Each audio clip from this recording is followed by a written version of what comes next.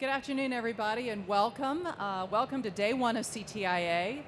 My name is Liz Robinson. I'm responsible for mobile devices and accessories at Tesco, and we are here today to talk about adapting your business to capitalize on the latest mobile trends. Joining me is Jill Aldort, who is Director of Mobile from NPD Group, who is the premier data analysis group in the retail space, and she's Director of Mobile. And then to my left is Kevin Herbert, who is Vice President, General Manager of Accessories for Samsung Telecommunications USA. So welcome, thank you for joining me. Thank you. Thank you. What we'll do is get started here. As we think about today, and for those of you who are considering all of the different items here on the show floor and thinking about what you're going to do as you head back to your businesses and get ready for what arguably is the most impactful time of your year. Statistics show that over 30% of retailers' business is done in October, November, December. We are all about driving profits, so we want to get your head centered on how to drive profits in the light of some complex elements in the business world. First, we've got changing consumer spending habits that we have to consider, all fueled by increased device usage. There's a constant influx of new brand and product introductions you need to navigate through and select from. We're seeing continued business consolidation, people looking to make sure that their business stay profitable. And then the newest element, for those of you who are activating devices, the carrier rate plan strategies and the changes from subsidized to non-subsidized and how that impacts your world.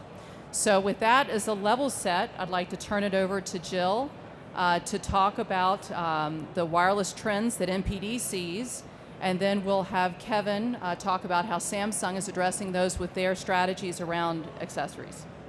Great, thank you, Liz. There you go, Jill. So we're here to talk about mobile accessories, of course, and this market in the last 12 months was an $11 billion market, and with double-digit growth rates, it's one of the fastest growth consumer electronics categories that the NPD Group is tracking. Now, is that better? Here? Sure. So the barriers to entry in phone accessories, particularly when we're talking about the low end and what I like to call more of the traditional or core accessories, so the phone cases, the screen protectors, the chargers, the market is incredibly crowded out there. So, just as an example, within NPD's retail tracking data, in phone cases, we are tracking sales of 185 different manufacturers who are out there selling. And that's of nationally distributed brands only. That doesn't even count the numerous numbers of private label and limited distribution brands that are out there. So needless to say, it's an extremely crowded market, and consumers have a number of different options to choose from. But at the end of the day, they continue to come back to a handful of brands that have carved out a unique value proposition. And oh, by the way, these tend to be the premium brands in the market. And we're seeing this across nearly all of the different accessories categories, from brands like OtterBox and LifeProof to phone cases, to a brand like Zag and screen protection, to brands like Sonos and Bose in the streaming speaker market, or to Beats and Bose in the stereo headphone market. Over the past couple of years, we've seen the big box retailers like a Walmart or a Best Buy really improve their in-store phone buying and phone accessories buying experience, adding store-in-store concepts and re-merchandising their selection. And at the same time, of course, the carriers have also been very busy. They're trying to remain competitive with those consumer electronics retailers, and they've been really boosting their audio selection. They're adding in the big name brands. They're trying to make their in-store shopping experience more experiential with being able to listen to headphones and listen to how the speakers actually sound in the store. But given sheer square footage limitations, of course, the carriers are never going to be able to compete on selection. And with their lower volumes, it's also difficult for them to compete on price. Consumers, meanwhile, their requirements for audio continue to increase and increase. So we're actually seeing, in some cases, either on a part-time or even a full-time basis, that products like Bluetooth speakers are replacing traditional home audio solutions. So we're seeing people use streaming speakers instead of a home theater in a box, or instead of a separate speaker and receiver system. We're seeing the lines between sound bars and Bluetooth speakers melt together. And what happens is that carriers are competing in a whole new world where they not only need to know those phone plans and how to guide a consumer whether to buy an Android device or an iOS or what kind of Android to buy, but now they need to know sound quality, they need to know connectivity, they need to talk to a consumer about whether to get a fixed location speaker or a portable speaker, or a multi-room system like a Sonos, or merely pair together two UE booms together. And this has been a huge challenge for the carrier channel. And as a consequence, we see that their share of this market is about a fifth the size of their share in those traditional protection categories like phone cases or screen protectors. Innovation, of course, is always what drives the consumer electronics market forward. Sometimes it doesn't happen as quickly as we want it to, and sometimes it is more driven by the manufacturer than it is by what the consumer actually wants or needs. I think back to 3D television a couple of years ago. That was supposed to be this, great new technology that was going to drive the television market forward. And today we only see that 4% of LCD TVs sold are 3D. And it's also happening with phone accessories. So charging cases, that's a great example. Only 1 in 50 cases sold today is a charging case. Now, there's no doubt in my mind that consumers do need, extended power on the go, but whether they want and need that from an expensive case when there are many other solutions available, that's a question.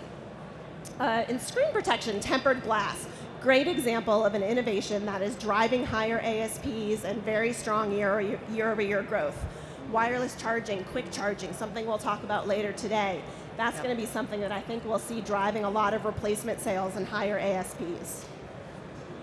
And of course, when we're talking about consumer electronics and some of these core categories like cases and chargers, there's really only a couple times of the year when we really have that opportunity to capture the consumer's attention. For core phone accessories, it's all about the phone launch. For the audio accessories, it's really about the holidays. As Liz had said, about 30% of sales are done in October, November, December. I'll actually go one step further to say the 30% is done in the 5 weeks between Black Friday and the holiday season. We actually see a 4-time increase in weekly sales in that average sales in that 5 weeks than throughout the rest of the year. So that's really the time to get those sales in and get the consumers in the door. So if we talk a little bit about chargers, what we're seeing now is that unlike more higher involved, higher ticket categories like televisions or PCs, or even to a certain extent with phone cases, when there is a lot of brand familiarity, say with an OtterBox that has managed to carve out a unique value proposition, the brand familiarity among traditional wired home and car chargers is little to non-existent. And in fact, we're seeing that over half of the home and car chargers sold are private label, no-name brands out there. And while we know that the majority of smartphones sold today are sold in carrier stores, the same is not true of those wired home and car chargers. And that really comes down to attach, whether the charger goes out the door with the phone purchase. Or lack of attach in this case, because our data is showing that only 18% of home and car chargers are actually attached to a phone sale. And the reason for that is how and why consumers shop for their chargers or their traditional chargers. It's all about price and it's all about convenience. And today, the retailers that are offering that low price and that convenience are the retailers like Walmart, or even drugstores. So my drugstore has a big bin of colorful chargers right at the prescription counter. I get my prescription, I get my charger, boom, I'm out the door. Also dollar stores. So these mass retailers, the drugstores, they're driving about 50% of charger sales today. By way of comparison, less than a quarter of phone cases and screen protectors are sold in that mass and drug channel. So wireless charging, I think, is going to change that. It's going to bring, new life into the mobile power market for the carriers and the consumer electronics retailers. Today, wireless charging only comprises about 1% of the massive 2.4 billion mobile power market. It's been held back by competing standards that are battling for supremacy, much like we saw with Blu-ray or HD DVD or VHS and Beta back in the day. But we're starting to see, more and more phones have that compatibility. We're starting to see the furniture from IKEA with charging. We're starting to see cars like Chevy with charging. We're starting to see Starbucks having charging capabilities. So all of that means that wired charging is growing by 15% year over year, and wireless charging has grown by 157% year over year. Samsung is the current leader in wireless charging with about 60% share. And also, I think it's important to note that the ASP of wireless chargers is about 40% higher than wired chargers. So that higher ASP, coupled with a lower penetration and a need for consumer education, that's where an assisted sale comes into place, and that's where the carriers and the consumer electronics retailers will excel. So Jill, as you're thinking about how you were looking at things this time last year, because as we've got the group here and the folks listening thinking about how am I going to take all of these trends, this great data, and then make it actionable, what types of things should they be thinking about as they are preparing and planning for holiday? Yeah, that's a great question, Liz. It's really great, and holiday is really the time to be out there. And, obviously a lot of it comes down to a brand play. And so, in the headphones market, for example, no other category than headphones does better in the holidays. So, and if we think of someone like a Beats, who is the current market leader in headphones, 1 out of every 2 Beats headphones is sold in that 5-week holiday period between Black Friday and Christmas. I think it's important to note that a lot of the growth that we're still seeing is with those premium brands when we're talking about headphones. But there's actually a significant room within what we call the mid-market at NPD. So within the $75 to $100 segment, this is where brands like LG have played well. This is where brands like Samsung are coming in, have come in with the Gear Circle, coming in with some new products that I think we'll be talking about today. And there's a lot of room for opportunity here for that consumer who is looking for kind of that great combination of value and quality out there. Great. Another segment we're seeing significant growth in is fitness headphones. So headphones with water resistance, over-the-ear hook design, maybe heart rate monitoring. That's going to be another great growth area for the holidays. Great. And just to put some numbers to this, there are 3 consumer electronics categories that the NPD group is tracking that are over $1 billion in sales and still growing over 30% year over year. One of those is headphones, the other one is fitness devices, and the third one is wireless speakers. And stereo headphones are the only one of those 3 that's over $2 billion, $2.2 billion to be exact, and growing at 30% year over year. And you can see here wireless headphones growing 162%, fitness headphones growing 177%. And then wireless fitness headphones. Wireless now comprises about 50% of all sports headphone sales. So these are really some of the things I think we can look forward to for the holidays. Great. And I think, Samsung, certainly a household brand. There can be a Samsung product in literally almost every room in your house. And I think it's a brand that's very well positioned to leverage some of these trends going forward. Great. So with that, I will hand it to Kevin to talk about some of that. Well, thank you very much, Jill and Liz. Thanks so much for inviting me to the panel today. So our topic is how to leverage mobile accessories to drive profitable growth. We at Samsung are blessed with a very strong brand name. We consistently rank at or near the top for quality rankings with the American consumer. In fact, as you were saying, Jill, there's a product from Samsung in virtually every American household. We recognize to build on that incredible strength, we have to innovate.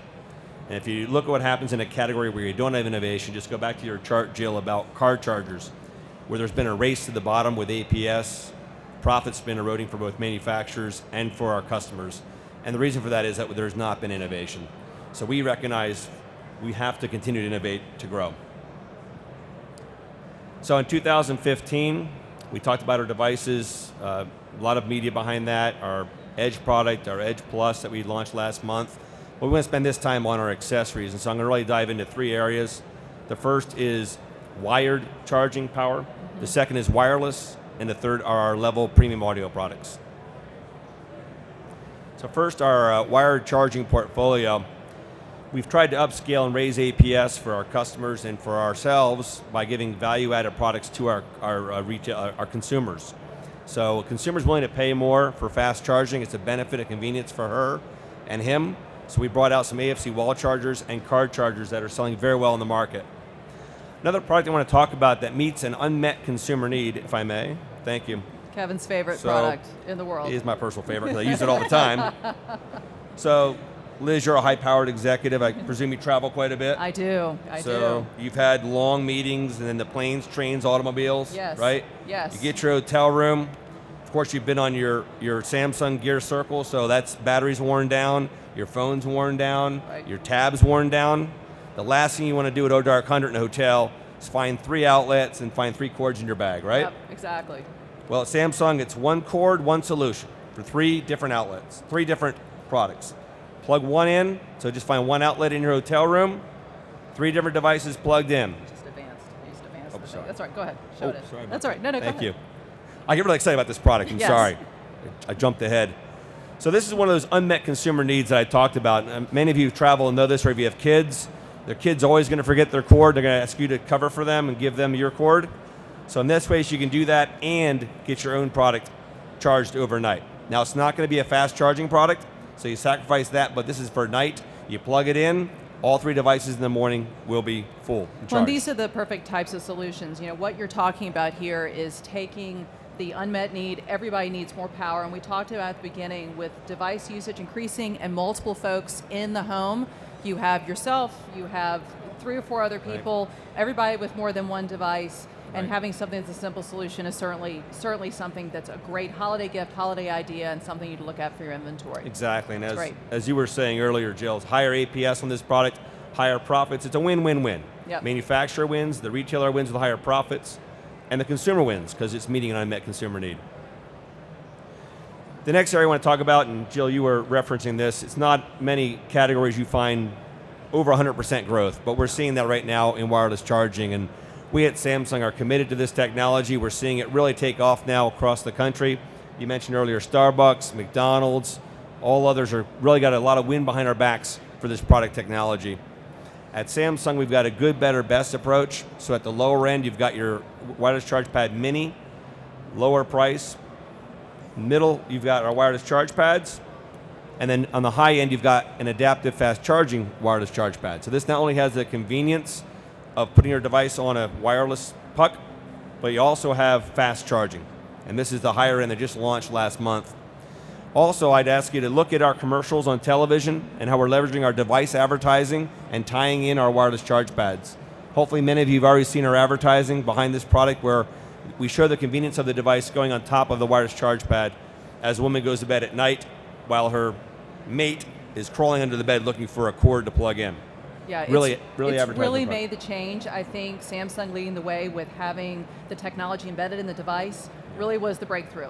And so now the fact that you're connecting the device with that solution, that we've seen at Tesco, the sales of this and the demand for this kind of solution, everybody's been looking for it. Yeah. It's been out there for a while, but this really has put it all together. We've seen tremendous demand and growth in this area as Jill was talking. And it's one of those things, as we were talking earlier, that it's more than 1 per household, right? Yep. So once you get hooked on this convenience, you put 1 in your office, 1 or 2 in your home, 1 in your bedroom, 1 in your family room. It's a multiple use purchase. So you're right, we're seeing absolute growth in this, and we think we've just started. Yeah. Huge upside from wireless charging. Great. And then last is our level portfolio. I am trainable, it just takes time, That's okay. sorry. You need another pair of hands, I can help you. Thank you. So on the level products, you were mentioning earlier, over 30% growth in a $2 billion category. This is a huge opportunity, and we are increasingly investing in this category. On the high end, we have our Level On Wireless. So for $249, these have noise cancellation. It's Bluetooth. It's a phenomenal product. I encourage you to stop by our booth and try it. And then we've got our Level U that you were mentioning earlier, Liz. It just came out last month. We're seeing a lot of success at the $69 price point. Again, a premium Bluetooth technology that we're seeing tremendous growth behind. So with that, this is the Level On Pro. That's Thank Level you. On Pro. There we go. Yep. So as we roll in the holidays, we know it's make it or break it time for our retailers. Consumers are out in droves looking for products. I'd encourage you to look at our technology, look at our innovation. It's all about higher APS, higher profits for the retailer, and a better product and innovation for the consumer. Liz and her team are phenomenal partners, so any retailers out there, I'd encourage you to please get with our Tesco teammates. They've got all of our selling tools, and they'll be happy to partner with you to drive profitable growth here as we head in the holidays behind the wireless charging, our wired innovation, and our Level portfolio. Great. So as we're thinking about wrapping it all up, all right, so we've now heard from Jill a real broad grounding from a retail perspective on the different trends that are out there, the major drivers of growth that she's seeing. We know that this is the time of year where you really need to make a difference. So you've heard a lot. And then Kevin has come in behind that with some very specific product solutions. Samsung has done an amazing job of investing in accessories more than I've ever seen. And I've been working with Samsung through Tesco for many, many years. So it's very exciting.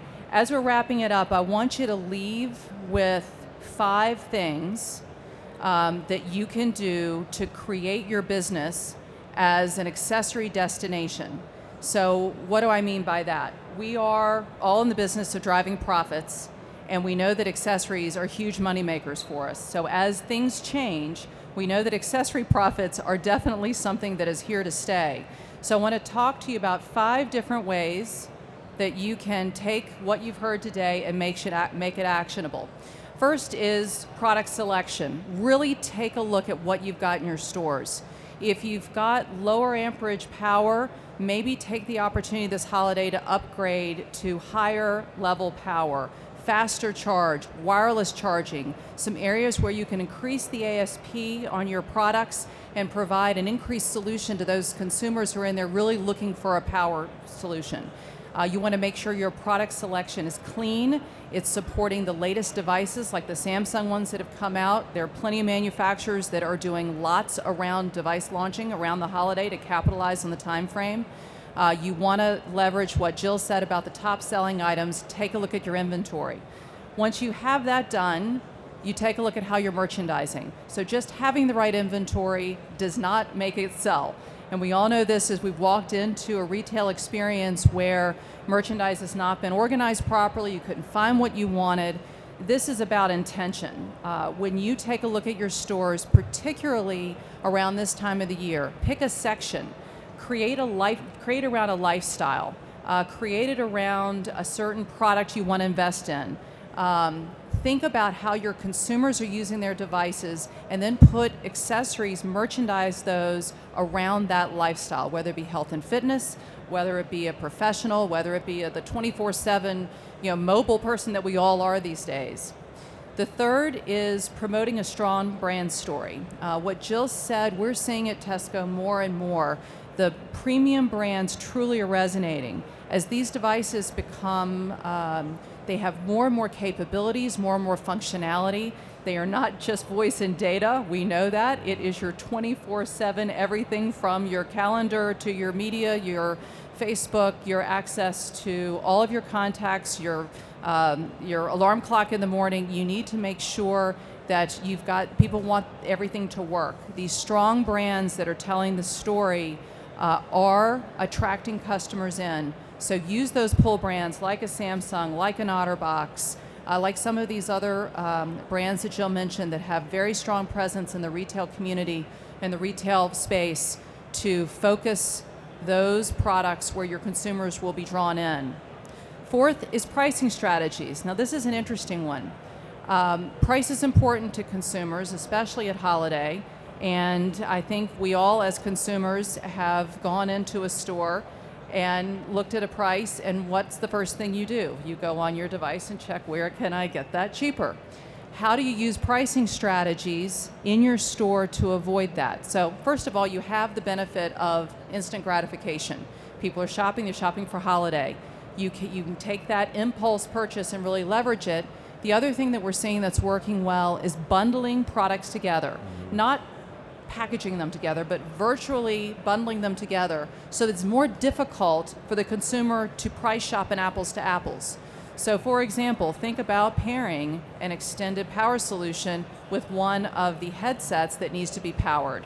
Those are natural adjacencies under a brand that give a discount if you buy both of those together. You certainly have the margin to do it, and then you have the ability to capture two accessories on that same attach and give that consumer a great experience for a holiday shopping gift. The fifth and final one is after you've done all those things, you've now looked at your inventory, you've merchandised it appropriately, you're promoting that strong brand story, you've got your pricing figured out, you have to get your salespeople to talk about what you've done. Just because you've had the attention as owners and owners and business people to make those decisions, you have to make sure your salespeople are actually talking to the consumers or talking about it. Take the time to train and, more importantly, incent the behavior that you're wanting to drive. We at Tesco have invested a lot of time and effort in ongoing training solutions that actually get straight into the regional sales associates' hands. We found, without fail, every time we have done that and gotten training into the hands of the people that are talking to the consumer, sales increase. So this is the time. Take whatever time you need. Spending that extra effort right now will pay off in dividends. So products, merchandise, brand story, pricing, and training incentive. 5 things for you to take away. And hopefully with these deployed, with the tactics and the great products here, you'll have a highly successful holiday. Thank you, and we're happy to answer any questions you may have. I want to thank Jill, Aldort, and Kevin Herbert for being Liz. here, and hope you have a great show. Thanks, Liz.